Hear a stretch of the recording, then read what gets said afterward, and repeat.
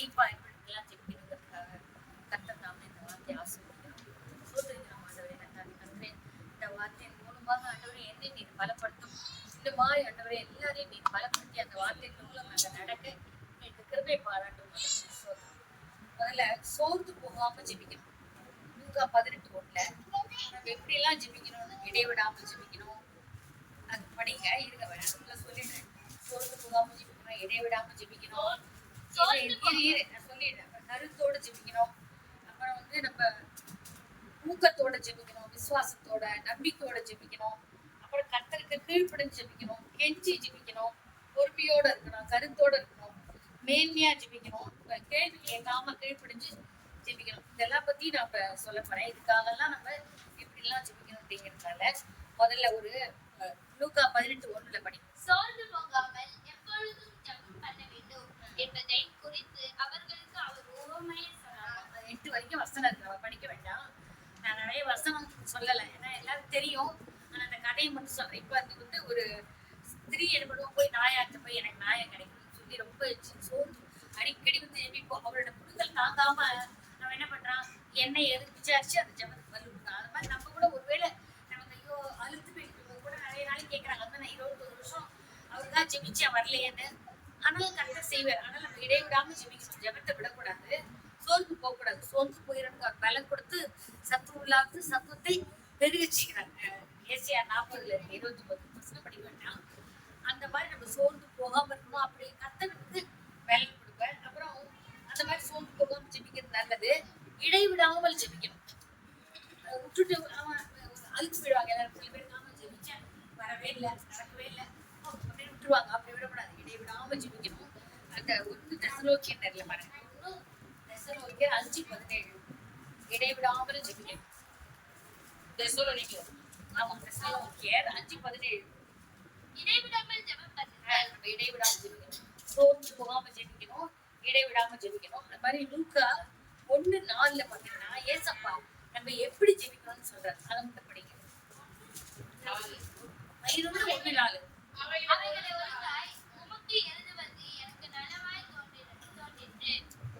யூதேயா தேசத்தின் ராஜாவாகிய 11:1-4 எப்படி ஜெபிக்கணும், பரபரச்சிக்கிற பரமாக்கிறாங்க எப்படி ஜெபிக்கணும்னு ஏசப்பா எல்லாரும் கேட்கறாங்க. அப்ப சொல்லி தர்றாரு அவர் எப்படி ஜெபிக்கணும். அவர் ஒரு இடத்தில் ஜெபம் பண்ணி முடித்த பின்பு அவருடைய சீஷரில் ஒருவன் அவரை நோக்கி, ஆண்டவரே, யோவான் தன் சீஷருக்கு ஜெபம் பண்ண போதித்தது போல நீரும் எங்களுக்கு போதிக்க வேண்டும் என்றார். அதற்கு அவர், நீங்கள் ஜெபம் பண்ணும் போது பரமண்டலங்களில் இருக்கிற எங்கள் பிதாவே, உம்முடைய நாமம் பரிசுத்தப்படுவதாக, உம்முடைய ராஜ்யம் வருவதாக, உம்முடைய சித்தம் பரமண்டலத்திலே செய்யப்படுகிறது போல பூமியிலும் செய்யப்படுவதாக. எங்களுக்கு வேண்டிய ஆகாரத்தை தாரும், அன்றன்றையும் எங்களுக்கு தாரும், எங்கள் பாவங்களை எங்களுக்கு மன்னியும், நாங்களும் எங்களிடத்தில் கடன் பண்ண எவனுக்கும் மன்னிக்கிறோமே. நம்ம ஜெபிக்கிறது எப்படின்னு அவர் சொல்லி கொடுத்தார். நம்ம எப்படி ஜெபிக்கணும்னா சோர்ந்து போகாம ஜெபிக்கணும், இடைவிடாம ஜெபிக்கணும், கருத்தோட ஜெபிக்கணும், விசுவாசத்தோட ஜெபிக்கணும், நம்பிக்கையோட ஜெபிக்கணும். ஆபிரகாம் எப்படி, அதுவும் நமக்காகவே ஜெபிக்க கூடாது, மற்ற பிறருக்காக ஜெபிக்கணும். நம்ம ஜெபத்தை இடைவிடாம ஜெபிக்கிறோம். நான் இருக்கேன், எங்க வீட்டுக்காரர் வரணும்னு 21 வருஷமா ஜெபிச்சே வந்தேன். அதே மாதிரி இப்ப அவரோட பென்ஷன் வரணும்னு ஜெபிக்கிறோம், முயற்சி செய்யணும். அது ஜெபிச்சுட்டே இருக்கும். கர்த்தர் சித்தமானா அது நடக்கும். ஆனா நம்ம ஒரு வரல அப்படின்னு நம்ம அழுத்து போய் விடக்கூடாது. நம்ம தீமைக்கு ஏரியான காரியங்களை கர்த்தர் செய்ய மாட்டோம், நன்மைக்கு வந்த காரியம் தான் செய்வார். ஆனாலும் அவனோட சித்தத்தை நம்ம ஒன்று செய்யணும். ஒரு பெரிய சாட்சி பாருங்க. இன்னைக்கு காத்தால கேட்டது ரொம்ப சந்தோஷமா இருந்தது. ஜெபத்துக்கு கண்டிப்பா கர்த்தர் பதில் கொடுப்பாரு. என்னோட ஃப்ரெண்டு உமான்னு ஒரு பிராமின் லேடி, அவங்க ஹஸ்பண்ட் கேன்சர். அதுக்காக போய் ஜெபிச்சோம். அதிசயம் ஃப்ரெண்டு மூலமா அவங்க ஃப்ரெண்டு நான் பிராமின் எக்ஸ்ட் பேசினாங்க. பாவமா இருக்குது அப்படிக்காக ஜெபிச்சுட்டு நான் அடிக்கடி பேசுவேன். அவங்க ஹஸ்பண்ட் கேன்சர்னால ஜெபிச்சு கத்தப்புல வந்தாங்க. ஆனா அவர் இறந்து போயிட்டாரு. 2 பொண்கள் பாவம். அங்க ஒரு இடத்துல வாடகைக்கு இருந்தாங்க. பொண்கள் 2 நல்லா படிக்கணும். மூத்த பொண்ணு படிச்சு முடிச்சு வேலைக்கு போயிட்டா. அதான் வேலைக்கு போயிருக்கா. அதுக்குள்ள பெருங்கள் நகையெல்லாம் ஃபிளாட் வாங்கியிருக்காங்க. இது இல்லாம அது கத்தர் கொடுத்துருந்தான். இந்த பொண்ணு என்ன பண்ணிட்டு ஒரு லவ் பண்றது, ஒரு அண்ணின்னு வந்துல ஆனா நான் சொன்னேன், நீங்க ஜெபிங்க சொன்னா ரொம்ப கோவப்பட்டு இருக்கலாம். அவதான் சம்பாத்தியம் சாப்பாடு இருக்கு அப்படி என்ன பண்ணுறதுனே தெரியல. அவங்க நான் சொன்னேன், கேட்ரிங் பண்ணுங்க, தெம்பான அதாவது வயசாக தெம்பு இருக்குமே நல்லா பண்ணுங்க, பக்கத்துல பிளாட்னா நல்லா பண்ணுங்க. நீங்க இது ஜெபிச்சுட்டே இருக்க.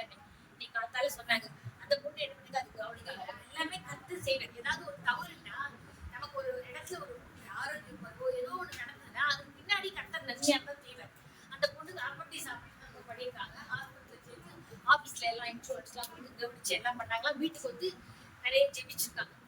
ஒரு குரூப் வச்சிருக்காங்க. ஜெபிச்சு நல்ல தேவையாயிருக்கான். லவ் பண்ற பையன் போய் சொல்லியிருக்கான், மலை கிறிஸ்டின் தெரியுமா, நான் பண்றேன்னா அவன் வந்து டாக்டர் நான் சொன்ன மாதிரி ஜெபிச்சு எனக்கு கியூர் ஆயிருக்கு அப்படின்னு. எப்படி கட்டை கொண்டு வைப்பாங்க, வெட்டு பண்றாங்க, வெட்டு பண்ணுவாங்க. வாலிப பிள்ளைகள் ரொம்ப ஜாக்கிரதையா இருந்துச்சு. அப்ப இவன் வந்து என்ன பண்ணானா சொன்னாலும் இந்த மாதிரி டாக்டர் பண்ணிருக்காரு, பைசா கிடைச்சிருக்கு, அதனாலதான் உங்களுக்கு பண்ணுங்க விசுவாசத்துல அப்படிதான் சொல்லுவாங்க. அப்படின்னு உடனே இவ வந்து அதெல்லாம் இல்ல அப்படி சொல்லாதீங்க, விக்கிரகாரம்லாம் பண்ணக்கூடாதுன்னா அவர் பிடிக்காத எகெயின்ஸ்டா பண்றாங்க. இவளுக்கு எகெயின்ஸ்டா கல்யாணத்துக்கு இப்படி இருக்கும் அப்படி இருப்பான். ஒரு நாள் குடிச்சு வந்துட்டான். எப்படி கட்ட கணக்கி உடனே சொல்லிட்டு அப்பாவே குடிச்சு கேன்சர் சேர்த்து போயிட்டாங்க. மாட்டேன்ட்டான், வேண்டான்னு. இவ அம்மா சாதாரணமா என்னம்மா ஏற்பாடு பண்ணலாமா கல்யாணத்துக்கு கேட்டாலும் அம்மா வேண்டாம், அந்த பையன் வேண்டாம், அவங்க வீட்டு வாசல் முன்னே போட்டு வந்து கத்துறான். பழிவாங்க சொல்லிட்டு இருக்காங்க. அவர் சொன்னாராம், கர்த்தர் எப்படி மன்னிப்பு கேட்கிற சொல்லியிருக்காரு, ஆனா அதை பத்தி விட்டு இவாள 3 பேர் லேடிஸ் அவன் வந்து இது பண்ணா நல்ல மார்க் சொல்லிட்டான், வேண்டாம் கர்த்தர் இனிமே மாத்துவார். எப்படி பாருங்க அண்ணன் வந்து பிரிக்கப்படாது இருப்பாருன்னா அதை நான் சொன்னேன் என் பொண்ணுட்டேன் பாரு அப்படின்னா, அதுக்கு அவர் சொன்னா நீ சரியா ஜெபிக்கல போல இருக்காங்க. நான் சொன்னேன் நான் சரியா ஜெபிச்சுட்டேன், நீ ஜெபத்துல இல்ல, அதனாலதான். ஆனா நான் 5 வருஷம் இப்ப வாழ்க்கை ஒரு 2-3 வருஷம் ஆயிடுச்சு. நான் சொன்னேன் எப்பவுமே லவ் பண்றவங்கள நான் அதை சொல்லுவேன், உடனே ரெஃப்யூஸ் பண்ணதில்ல, அக்செப்ட் பண்ணி பிரேயர் வச்சா அந்த பசங்க தானே மாறும். மக்கள் இப்படி நினைச்சேன். ஆனா 5 வருஷம் ஆச்சு. அதனால உண்மையான லவ் இருக்கு. அந்த குடும்பம் கொஞ்சம் நல்ல குடும்பம். நான் ஜெபிச்சாலும் இவ இங்கே வெளியில போட்டு அவன் குடிச்சான்னா அவன் எங்கிட்ட அவன் சொல்லணும்ல, இவன் மேல தப்பு இருக்கு. குடிச்சா எங்க அப்பா குடிச்சு எனக்கு அப்ப தெரியும் அனுபவம். ஒரு வாட்டி குடிச்சா அவன் கண்டிப்பா குடிக்கிறது விடவே மாட்டான். அதை இவன் என்கிட்ட சொல்லிட்டா நான் சொல்லுவேன் குடிச்சா கஷ்டம் நீ சொல்லல. அப்ப நான் சொல்ல உண்மையில தப்பு, நீ சரியா ஜெபிக்கல தான் நீங்க அந்தால இன்னும் அந்த அதனுடைய போராட்டம் இருக்கு. குடிக்கல தவிர பிரேயர் பண்ணிக்கோங்க. மற்றது எல்லாம் பொறுப்பு இல்லாத நிறைய பணம் வந்து நிறைய கண்டக்ட் செலவிக்கிறது. அதெல்லாம் கத்தர் தான் அவரை மாத்திரம். எதுக்கு சொல்ல வரேன்னா ஜெபத்துக்கு கத்தரை எப்படி பதில் கொடுங்க. அந்த அம்மா அப்பாவும் விட வருமானம் எல்லாம் கிடையாது. அதனாலதான் நான் சொன்னேன், நீங்க கையில் பிரயாசத்தை நீங்க கேட்டரிங் பண்ணி பண்ணுங்க. பசங்க வந்து அவங்க கையில நிக்கிறதா அந்த பொண்ணு அதை கேட்டு. அதனால நீங்க கவலைப்படாதீங்க, ஜெபிச்சா மாறிட்டு நீங்க அதை ரொம்ப சந்தோஷமா சொன்னாங்க. எதுக்கு சொல்றேன்னா ஜெபத்துக்கு கண்டிப்பா கர்த்தர் பதில் கொடுப்பாரு. ஆனா இடைவிடாம சோத்து போகாம ஜெபிக்கணும். அது சாட்சி தான் இது. ஆனா அதனால எப்படி ஜெபிச்சா சில நேரங்கள்ல நம்ம அழுது ஜெபிப்போம். எனக்கெல்லாம் அழுகே வராது. நான் நினைச்சுப்பேன் நல்ல மனசா ஆயிட்டு போல அண்ணாலானா அழுது ஜெபிச்சான். ஆனா அதே சமயத்துல எல்லாரும் அழுது ஜெபிக்கணும் இல்ல, அவர் அழுது ஜெபிச்சுட்டு விட்ட உடனே தான் சந்தோஷமானவர்தான் கர்த்தர் வந்து பதில் கொடுத்தாரு. அதுதான் எப்ப பாரு அவர்கிட்ட அழுதுட்டு ஜெபிக்க கூடாது. அதே மாதிரி மோசே பாருங்க, நம்ம மற்றவர்களுக்காக ஜெபிக்கணும். நான் சொன்னேன் அந்த உமான்ற சகோதரிக்காக நான் ஜெபிச்சேன். கர்த்தர் நம்ம சிறையிருப்ப மாற்றுவார். மோசே பாருங்க, தன்னோட ஜனங்கள்லாம் எல்லாருக்கும் தெரியும். அதனால வசனத்தை பத்தி நான் சொல்லல. வசனம் என்னன்னா 32 பேஜ் 112 32வது யாத்திரா புக்ல அவன் வந்து கெஞ்சான். மோசே வந்து கெஞ்சி ஜெபிக்கணும். நம்ம தப்பு பண்ணிட்டோம்னு வச்சுக்கலேன், அது மன்னிப்பு கேட்டு கெஞ்சி ஜெபிக்கணும். அழுது ஜெபிக்கணும், கெஞ்சி ஜெபிக்கணும். எந்த இடத்துல கெஞ்சா நான் தப்பு பண்ணிட்டோம்னு வச்சுக்கோ, அப்பா கர்த்தரே என்னை மன்னிச்சிருந்தா கெஞ்சி ஜெபிக்கணும். இந்த இடத்துல மோசே அவன் மட்டும் தப்பு பண்ணல. ஆனா அந்த இஸ்ரவேல் ஜனங்கள் இந்த ஆரோன் பேச்சை கேட்டு இந்த கண்ணுக்குட்டிகள் எல்லாம் வந்து இது பண்ண உட்காந்துக்குவாங்க. உட்காந்து ஆரோன் என்ன பண்றான், உடனே நான் உன் குடும்பத்தை பாதுகாக்கிறேன், நீ எல்லாத்தையும் விடுகிறேன். ஆனா அவன் விடலாம். இஸ்ரவேல் ஜனத்துக்காக கெஞ்சி ஜெபிக்கிறான். அந்த சில நேரங்கள்ல நம்ம மற்றவங்கள் பாவத்துக்காகவும் நம்மளோட பாவத்துக்காகவும் கெஞ்சி ஜெபிக்கணும், அழுது ஜெபிக்கணும், கெஞ்சி ஜெபிக்கணும். அப்புறம் ஆபிரகாம் என்ன பண்ணான், சோதோம் குமாரால லோத்து ரொம்ப கஷ்டப்பட்டான், போயிட்டான். ஆனா அவன் நீதிமன்றம் கேட்கிறா, ஒன்னாண்டா 2ஆண்டா ஒன்னே ஒண்ணு இருந்தா கூட அவனுக்காக ஜெபிக்கிறான். தன் தம்பி எங்கேயோ போனான், அந்த பீச்சை பேரி கேட்டானே அந்த சித்துவா பையன். ஆனா எப்படியாச்சும் அங்க போயிட்டானே, அவன் சொத்து நிறைய இருக்குன்னு நினைச்சு நாங்க போனோம். சோதோம் பச்சையா இருக்கு, பசுமையா இருக்கு. ஆனா அப்படியே போயிட்டு அவனுக்காக வெட்டி இவன் ஜெபிக்கிறான். அது மாதிரி குழந்தையாக்காக நம்ம ஜெபிக்கணும். நமக்கு ஜெபிச்சு கூடாது, நம்ம ஜெபிக்கணும், நம்மதான் ஜெபிக்கணும். அது வேற விஷயம். நம்ம மூப்பர் கூட்டு ஜெபிக்க சொல்லணும், ஜெபிக்க சொல்லணும். நம்ம நமக்காக ஜெபிக்கணும். ஆனா நமக்காக மட்டும் ஜெபிச்சுட்டே கூடாது. மோசே எப்படி இஸ்ரவேல் ஜனத்துக்காக ஜெபிச்சான், அதே மாதிரி ஆபிரகாம் தன்னோட தம்பி லோத்துக்காக ஜெபிச்சான். அந்த மாதிரி நம்ம ஜெபிக்கணும். பவுல் பாருங்க எப்படி ஜெபிக்கிறாரு. எபேசியர்ல 1:14-19 சபை ஜனங்களுக்காக ஜெபிக்கிறோம். நிறைய 3 இடத்துல இடைவிடாமல் உங்களுக்காக ஸ்தோத்திரம் கர்த்தராகிய இயேசு கிறிஸ்துவின் தேவனும் மகிமையின் பிதாவுமானவர் தம்மை நீங்கள் அறிந்து கொள்ளுவதற்கான ஞானத்தையும் தெளிவையும் அளிக்கிறார்.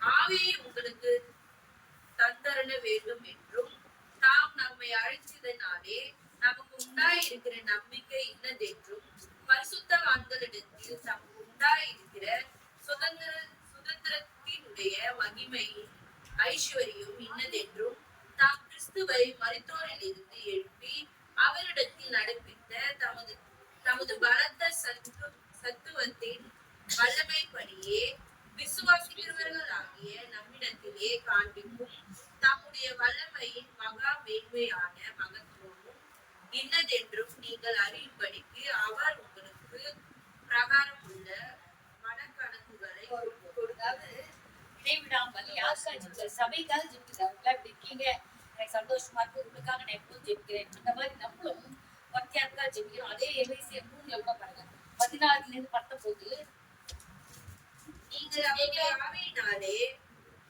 உள்ளான மனுஷனில் வல்லமையாய் பலப்படவும் விசுவாசத்தினாலே கிறிஸ்து உங்கள் இருதயங்களில் வாசமாய் இருக்கவும் நீங்கள் அன்பிலே வேறின்றி நிலை பெற்றிருக்கிறவர்களாகி சகல பரிசுத்தவான்களோட கூட கிறிஸ்துவனுடைய அன்பின் அகலமும் நீளமும் ஆழமும் உயரமும் இன்னதென்று உணர்ந்து அறிவு கெட்டாத அந்த அன்பை அறிந்து கொள்ள வல்லவர்களாகவும் தேவனுடைய சகல பரிபூர்ணத்தாலும் நிறைப்படவும் அவர் தமது மகிமையினுடைய ஐஸ்வர்யத்தின்படியே உங்களுக்கு அனுகிரகம் பண்ண வேண்டும் என்று வேண்டிக் கொள்கிறேன். தனக்கா வேண்டிக் கொள்ள சபையில் இருப்பாருக்கு இந்த தெளிவெல்லாம் வரணும்னு வேண்டிக் கொள்கிறேன். அதே மாதிரி கொலேசியர் 1:9 பாருங்க. பவுல் மற்றவர்களுக்காக ஜெபிக்கிறார். 9 இதை நிமித்தம் நாங்கள் அதை கேட்ட நாள் முதல் உங்களுக்காக இடைவிடாமல் ஜெபம் பண்ணுவோம். நீங்கள் எல்லா ஞானத்தோடும் ஆவிக்குரிய விவேகத்தோடும் அவருடைய சித்தத்தை அறிவினாலே நிரப்பப்படவும். கொலேசி பட்டத்தில் இருக்கிறவங்களுக்கு அவர் ஜெபிக்கிறார். இந்த மாதிரி ஒவ்வொரு சபைக்கு அவர் போனாலும் அந்த மக்களுக்காக இவர் ஜெபிக்கிறார். நம்ம யாரையும் பார்க்கலாம், உறவுக்காரங்க, நண்பர்கள் அவங்கள்ட்ட சொல்லணும்னு இல்லை, நம்ம சிலருமே நம்ம பேசுறத கேட்க மாட்டாங்க. ஆனா கூட அவங்களுடைய குறைகளை நமக்கு தெரிஞ்சுதுன்னா அதுக்காக ஜெபிக்கிறோம். கர்த்தர் எப்படியாவது அவங்கள அந்த கட்டத்துக்குள்ள கொண்டு வருவார். அதனால எப்படி ஜெபிக்கணுங்கிறத ஏசப்பாட்ட கேட்டோம், பரம்பிதாவே. அப்புறம் மற்றவர்களுக்காக ஜெபிக்கணும். இஸ்ரவேலர்களுக்காக அவர் ஜெபிச்சார், மோசே ஜெபிச்சார். அதே மாதிரி ஆபிரகாம் லோத்துக்காக ஜெபிச்சார். பவுல் சபைக்காக ஜெபிச்சார். அந்த மாதிரிலாம் ஜெபிக்கணும். அண்ணாளுக்கு சுயமும் சிலர் சொல்றேன். அண்ணா தனக்கு குழந்தை ஜெபிச்சா, ஆனா துக்கம் முதல்ல அழுதாளுக்கு விட அப்புறம் மனசுக்குள்ள தீர்மானம் பண்ணிட்டா, துக்கம் போயிட்டு அவருக்கு சந்தோஷப்பட்டா, உடனே கர்த்தர் ஆசீர்வதிச்சார். அப்புறம் நம்ம கூட எப்ப பார்த்தாலும் அழுதுட்டே இருக்கக்கூடாது. சில பேர் பாத்தீங்கன்னா எப்போ பார்த்தாலும் பண்டையார்ட்ட சொல்லி அழுதுட்டே இருப்பாங்க. கர்த்தர் கிட்ட விசுவாசம் சொல்லணும், ஏன்னா ஜெபிப்பாங்க. எல்லாத்தையும் நம்ம முறைய எல்லாத்தையும் போய் சொன்னாங்க அது பிரயோஜனமும் இல்லை. கர்த்தருக்கு தான் ஜெபிக்கணும். அதனால அண்ணாளுக்கு இப்ப நான் கர்த்தருக்கு போய் ஜெபிச்சாங்க, அதை பெற்றுக்கொண்ட ஆப்டேஷன்லாம் சொன்னாங்க. ஆனா நடக்கல. கர்த்தருக்கு போய் ஜெபிச்சோன்னே காரியம் நடக்குது. அது மாதிரி எலியாவின் ஜெபம், அவனுக்கு பக்தியாருக்காக அந்த 1 ராஜாக்கள்ல படிக்க வேண்டாம், அந்த அக்கினி இறங்கி எல்லாத்தையும் பட்சித்தது அவன் ஜெபிச்சான். அதே மாதிரி இன்னொரு இடத்துல அவன் ஜெபிக்கிறான் பாருங்க, 7 வாட்டி ஜெபிக்கிறான் இடைவிடாமல். அந்த மழையை பார்த்துவாங்க. 7ஆவது வாட்டி தான் அந்த கை தெரியுது மேல, அப்போ மழை பெய்யுது. அந்த மாதிரி இடைவிடாமல் ஜெபிக்கணும். நம்ம பக்தியாருக்கா ஜெபிக்கலாம். அப்படி யாக்கோபு பார்த்தீங்கன்னா பிடிவாதமா ஜெபிப்பான். 6:38 அதுல 24-25 எல்லாத்துக்கும் டைம் இருக்காது. நான் இது பண்றேன். அவனை கொல்லாததை கண்டு அவனுடைய தோளையின் சண்டை தொட்டார். அதனால் யாக்கோபு பிடித்து தனித்திருந்தான். அப்போது ஒரு புருஷன் பொழுது விடியப்படும் அவனோடு போராடி அவனை மேற்கொள்ளாததை கண்டு அவனுடைய தொடை சண்டை தொட்டார். அதனால் அவனுடைய போரடிக்கையில் யாக்கோபின் தொடை சண்டை சுருங்கிற்று. அப்படி ஜெபிச்சாங்க. பிடிவாதம் இந்த இடத்துல எப்படின்னா பிடிவாதமா ஜெபிக்கிறதுக்கு அது நம்ம இடைவிடாம ஜெபிக்கணும், சோர்ந்து போகாம ஜெபிக்கணும், கிடைக்கிற வரைக்கும் விடாம ஜெபிக்கணும். பிடிவாதமா கருத்தோட ஜெபிக்கணும். எலியா ஜெபிச்ச மாதிரி விசுவாசத்தோட நம்பிக்கையோட ஜெபிக்கணும். அப்புறம் அதே மாதிரி நம்ம பண்ணி 7 விதவை என்ன பண்ணாங்க, நயாதிகிட்ட போய் விடாம தொந்தரவு பண்ணிட்டே இருந்தாங்க. நம்ம ஏசப்பட்ட தொந்தரவு பண்ணிட்டே இருக்கணும். நம்ம அப்பாட்ட ஒரு சாமான் ஒரு நம்ம பிள்ளைகளை எப்படி கொடுக்கணும், அந்த மாதிரி கொடுக்கணும். அப்ப கண்டிப்பா கிடைக்கும். அது மாதிரி 15:28 பாருங்க. இயேசு கிட்ட வந்து தீரு சீதோன் பட்டணத்துல ஒரு ஸ்திரீ ஜெபிக்கிறா. 15:28 இயேசு அவளுக்கு பிரதியுத்தரமாக, ஸ்ரீயே, உன் விசுவாசம் பெரியது, நீ விரும்பினபடி உனக்கு ஆகக் கடவுது என்றார். அந்நேரமே அவள் மகள் ஆரோக்கியமானாள். அவள்கிட்ட போய் கேட்கறதே விடாம எல்லா கூட்டத்துக்கும் நடுப்புற வர்த்தகத்தை தொட்டு எப்படியாவது பூரண சுகம் கிடைக்கும். இன்னொரு இடத்துல தனக்காக பண்ணுவாங்க. இந்த ஸ்திரீ வந்து தன்னோட பொண்ணு வீட்டுல இருக்க அவளுக்கு உடம்பு சரியில்லை, அதுக்காக ஜெபிக்கிறா. அதே மாதிரி பட்டணங்கள்ல வந்து ஒரு இந்த பத்தி மீன் ஒருத்தர் இருக்காங்க, தெரியும் எல்லாருக்கும் கத்தரா. முதல்ல நீ வேணாம், எல்லாரும் நீயே கத்தரேன்னு கேட்கிறா சீஷன்லாம். ஆனா அவன் என்ன பண்றான், தாவீது குமாரனே இறங்கு இறங்கு விடாது பின்னாடி வரான். காதல் கேட்டோட நின்று கூப்பிட்டு கேட்கறான். கேட்டே விடாம ஜெபிச்சா கண்டிப்பா நமக்கு பதில் கொடுப்பார். வளமான பூர்ணமான நிறைவான ஆசீர்வாதம் கண்டிப்பா தருவார். தைரியமா கேட்கணும். கேட்கலாமா வேண்டாமா, கத்தக்கிற எதை வேணா கேட்கலாம். ஆனா அவர் சித்தத்துக்கு என்ன தேவையோ அதை செய்வார். நான் முன்னாடியே கூட சொல்லுவாரு, ஒரு சின்ன குழந்தை வண்டி வேணும், கார் வேணும்னா சாதா கார் பொம்மை கார் வேணா வாங்குவோம். ரோட்ல வாங்க ஓட்டுற காரங்களுக்கு தான் ஆக்சிடென்ட் தராது. நிறைய கேஸ் நம்ம படிக்கிறோம். நான் வந்து குறிப்பிட்டே சொல்லுவேன், இன்னைக்கு வண்டி எல்லாம் ஓட்டுறாங்க அதே மாதிரி அது மாதிரி போய் வாங்கி கொடுத்து பணக்காரங்க என்ன பண்றாங்க, பிள்ளைகளுக்கு வாங்கி கொடுத்து ஆக்சிடென்ட் ஆகி எவ்வளவு பேப்பர்ல பார்க்கணும், செத்து போயிட்டு தேவையில்லாத கத்த பிள்ளைகள் ரொம்ப. நான் இப்படி ஒரு இது பார்த்தேன், எப்ப பார்த்தாலும் நான் நியூஸ் எல்லாம் படிப்பேன், எதுக்கெதுக்காக படிக்க சொல்லுவாங்க.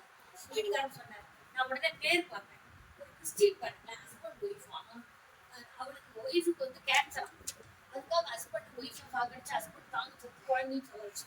அந்த குழந்தை என்ன ப்ராப்ளம், யாரும் பேர் பார்க்கல, கிறிஸ்டின் சொத்தெல்லாம் சர்ச்சில் எழுதிச்சுட்டாங்க. அப்போ எப்படி கத்தத்துக்குள்ள உண்மையா இருக்கிறவங்க இந்த வியாதியில இறந்து போனா இதுக்கெல்லாம் நம்ம வந்து இது பண்ண முடியாது. ஜெபிக்கணும், கத்தருக்கு என்ன சித்தமோ அது அது ஏன் அந்த அந்த உண்மையா கத்தரை ஏற்றுக்கொண்டவங்களுக்கு அது இருக்கணுமா இல்லையா, ஏன் இல்லைன்னு தெரியல. உண்மையா கத்தரை ஏற்றுக்கொண்டவங்க எந்த ஒரு நஷ்டம் வந்தாலும் எந்த ஒரு இது வந்தாலும் சரி தைரியமா நிற்கணும். அதுதான் கத்தருக்குள்ள இருக்குது. அந்த மாதிரி நம்ம ஜெபிச்சுட்டு நமக்கு கிடைக்கிறதுனா சித்தம்னா கிடைக்கும். கிடைக்கல இத்தனை நாள் ஜெபிச்சேனே நம்ம அறுத்து போயிடும். மனசு வந்து சங்கடப்பட்டு விட்டோ தற்கொலை படிக்கிறாங்க, அதெல்லாம் பண்ணக்கூடாது. கத்தருக்கு என்ன சித்தமோ அது நடக்கும், அவ்வளவுதான். நான் இத்தனை நாள் ஜெபிச்சேனே எனக்கு ஒண்ணுமே நடக்கலையே, ஆனா நீ பண்ணது எவ்வளவு பிரயோஜனம் இல்லையா. 1000 வருஷம் சர்ச்சுக்கு சொத்தே எழுதி வச்சிருக்காங்க, இதெல்லாம் இருக்கான். கேன்சர் போனா முன்னாடி போனா குழந்தை வச்சு நீ பாக்குறது கத்தத்துக்குள்ள இருக்கோம். நம்ம சந்திப்போம்னு நம்ம நினைக்கிறோம். நித்திய ஜீவன்ல யார் போனாலும் நம்ம கத்தத்துல அப்ப அந்த அந்த எண்ணம் அவருக்கு இல்லையா, கிறிஸ்டின் சர்ச்சுக்கு வருவாங்க. அந்த மாதிரி இருக்கக்கூடாது. கத்தர் எது கொடுத்தாலும் அவளோட சித்தத்துக்கு நானே இவ்வளவு வருஷம் ஜெயிச்சிருக்கேன், ஏன் வரல, நான் பணத்தை கட்டினேனே ஏன் எனக்கு வரல, நம்ம கவலைப்படலாம். அதோட நம்பிக்கையோட விசுவாசத்தோட ஜெபிக்கணும். கஷ்ட ஸ்திரீ ஒன்றும் கஷ்டப்படல, சாப்பாட்டுலாம் கஷ்டப்படல, தீவியை கஷ்டப்படல. நல்லா அது வந்தா நல்லது, வராட்டா அவ்வளவுதான். அவர் சித்தத்துல எதுக்கு சொல்றேன்னா, நம்ம எப்பவுமே நேர்மையா கருத்தோடு நம்பிக்கையா விசுவாசத்தோட ஜெபிச்சா கண்டிப்பா கத்தர் அந்த காரியத்தை செய்வ. பொறுமையா இருக்கணும். சில நேரங்கள்ல நம்ம பாவம் பண்ணா மன்னிப்பு கேட்டு கெஞ்சி கேட்கணும், தளரக்கூடாது. கத்தருக்கு கீழ்ப்படிணும். அது பாருங்க 1 சாமுவேல் 15:22 பாருங்க. கேள்வி கேட்காம கீழ்ப்படிச்சு ஜெபிக்கணும். அதற்கு சாமுவேல், கர்த்தருடைய சத்தத்துக்கு கீழ்ப்படிகிறதை பார்க்கிறோம் சர்வாத தகவல பலிகளும் பலிகளும் கர்த்தருக்கு பிரியமாயிருக்குமோ. பலியை பார்க்கிறோம் கீழ்ப்படிதலும், ஆட்டுக்கடாக்கள் இடத்தை பார்க்கிறோம் செவி கொடுத்தலும். அவருக்கு செவி கொடுத்து நம்ம ஜெபிக்கணும். எது நடந்தாலும் சரி. அவர் எசேக்கியேல் ஜெபத்தை பார்த்தீங்கன்னா ராஜாக்கள் 18:27 படிக்க வேண்டாம். 15 வருஷம் அழுது கெஞ்சி ஜெபிச்சேன். நான் இதெல்லாம் பண்ணேன், இருந்தேனே, அதெல்லாம் நம்ம சொல்லலாம், தப்பு இல்லை, கத்தர் தான் சொல்றோம் அந்த மாதிரி. ஆனா அவர் ஜெபிச்சு 15 வருஷம் ஆட்களை கூட்டி அவர் ஜெபிக்கணும். தானியேலோட ஜெபத்துக்காக என்ன பண்ணார், சிங்கத்தின் வாயை அடைச்சார். சாத்ராக் மேஷாக் ஆபேத்நேகோ ஜெபிச்சதால் என்னாச்சு, அக்னி குண்டத்துல ஒண்ணு பண்ணாங்க. எத்தனை சாட்சிகளை நம்ம பார்க்கிறோம். அதனால இப்ப இந்த உமா ஃப்ரெண்டோட சாட்சி சொல்லணும்னு எழுதிட்டேன், முன்னாடி சொல்லிட்டேன், மறந்துருப்பாரு. கர்த்தர் வந்து மோசே கெஞ்சி ஜெபிச்சு கிடைச்சது எல்லாமே நம்ம அவர்கிட்ட ஜெபிக்கும் பொழுது கண்டிப்பா தருவார். அவரோட சித்தத்துக்கு ஒப்பு கொடுத்து நம்ம கெஞ்சியோ தளராம சோர்ந்து விடாம இடைவிடாம எதுவுமே இல்லாத விசுவாசத்தோட நம்பிக்கையோட ஜெபிச்சா கண்டிப்பா கர்த்தர் நம்ம காரியத்தை செய்வார். கடைசியா முடிவுல பிலிப்பியர் 4:6 ஜெபத்துக்கு 6:6 நீங்கள் ஒன்றுக்கு கவலைப்படாமல் எல்லாவற்றையும்